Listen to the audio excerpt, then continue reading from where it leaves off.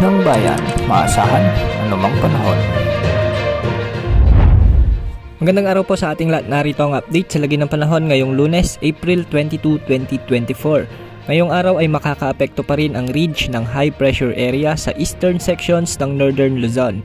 Ito ang magdadala ng tuyo at mas maalinsangang panahon sa mga nasabing lugar.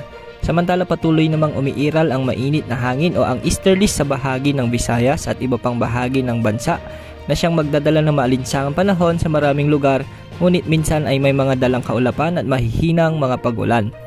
Samantala patuloy ring magdadala ng maulap hanggang sa maulang panahon ang trough ng low pressure area sa southern sections ng Mindanao.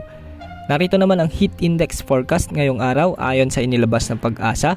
Posibleng pumalo sa 45 degrees Celsius ang pinakamataas na heat index ngayong araw sa Maypili, Camarines Sur. Posible ring umabot sa 44 degrees Celsius ang heat index sa may Tanay, Rizal, Puerto Princesa City at Aborlan sa Palawan. 43 degrees Celsius naman sa may Dagupan City, Pangasinan, Apari, Cagayan, Legazpi City, Albay, Verac, Catanduanes, Masbate City at Giwan, Eastern Samar. Posible namang pumalo sa 42 degrees Celsius sa may Tugigaraw City, Cagayan, Rojas City, Capiz, Iloilo City, Dumangas, Iloilo at Catarman, Northern Samar. Nasa danger level na ang heat index na ito ayon sa kategorya ng Pag-asa, kaya pinag-iingat po natin ang lahat sa banta ng heat cramps at heat stroke. Samantala mababa naman ang banta ng mapag-ulan ngayong araw sa Luzon.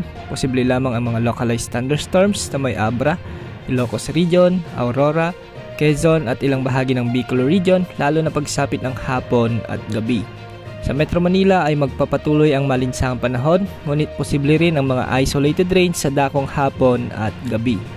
Sa Visayas, Palawan kasama ang Calayan Islands ay magiging maaraw din ang panahon maghapon maliban sa mga kalat-kalat na pag-ulan sa bahagi ng Masbate, Aklan, Capiz at iba pang bahagi ng Eastern Visayas.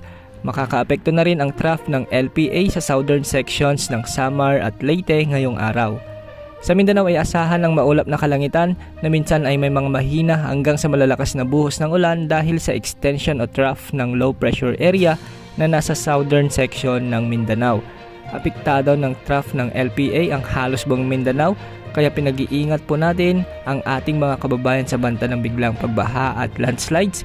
Hindi naman inaasang lalakas ang nasabing LPA bilang bagyo. Sa ngayon wala ring nakataas na gale warning sa anumang bahagi ng ating karagatan. Samantalang mga localized thunderstorms naman ay posibleng mabuo sa hapon at gabi sa buong bansa. At tuwing nalalapit ang buwan ng Mayo, mas nagiging madalas na ang biglaang pag-ulan sa hapon at gabi dulot ng mga localized thunderstorms. Ngunit sa kabila ng pag-ulan na ito rin ang magdadala ng mas maalinsangang panahon dahil sa dala nitong humidity o ang singaw o ang init na nararamdaman natin mula sa hangin ng ating paligid. At yan ang update sa lagay ng ating panahon. Ito po ang weather update ng bayan, maasahan anumang panahon.